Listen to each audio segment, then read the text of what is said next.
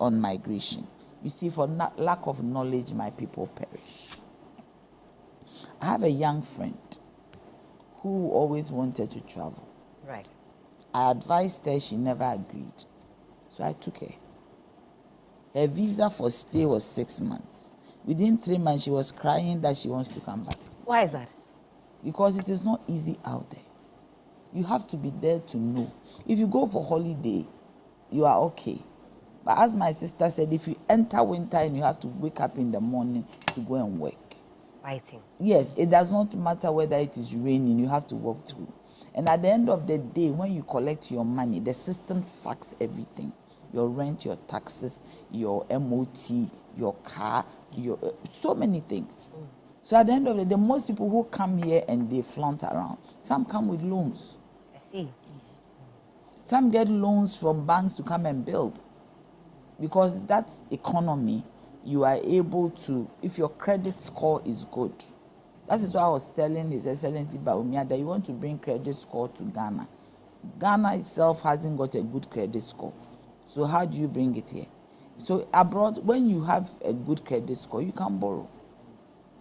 And people keep paying on their credit card. You are encouraged to use a credit card to buy. That's right. But it is not for free, you pay. So by the time you realize you are riddled in debt, the people who want to go abroad to go and work, they don't know what is there.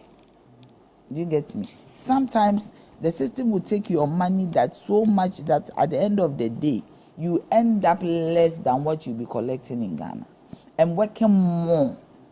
Really? Yes. And working more than what you'll be doing in Ghana. Do you get me? So I think that there should be a lot, NCC, we should encourage NCC to be doing a lot of education. There should be a mindset change of people wanting to go abroad. If you want to go abroad, it's not wrong, but go for tourism, go for to explore. You see, I went to Dubai, and the guy who was laying my bed in the hotel room is a Filipino. When he told me how much he was paid, that young guy, I gave him, I think, water or something. And he said nobody has treated him like that before. He started crying. So even when you go, how people will treat you Yes, as a foreigner is something that can affect you. I am saying the guy was crying, a young guy. So I sat him on my chair. I said, Madam, are you sure you are not going to report me that you've asked me to sit on your chair? I said, no. So I asked him, are there cameras? And he said, no. I said, tell me your story. He said, I came here from Philippines with good hopes, but the pay I am getting, I can't even send it home. And I cannot go home because my contract has not ended. This is what you want to go and face. I have a young girl who lived with me and she went away giddy giddy. She's going to Saudi. I said, okay. She went. And she came back crying. Do you get me? 6,000 people are going to be deported. You come back, we have to resettle them. That's right. Do you understand? We bring these people in, they have to be resettled. We have to reintegrate them. Do you know what they go through at the detention centers? Does any Ghanaian want to go through that? Any young person who is educated? I believe that I have hope in His Excellency John Dramani Mahamad's programs.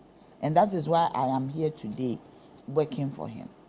Because if I didn't believe in him, I didn't believe in his government, maybe I wouldn't be there. But I am there because I know and I believe that he can change this nation. But he cannot do it alone. We have to all help him to make the country what we want it to be. It is very imperative that we create the enabling environment for Ghanaians to thrive.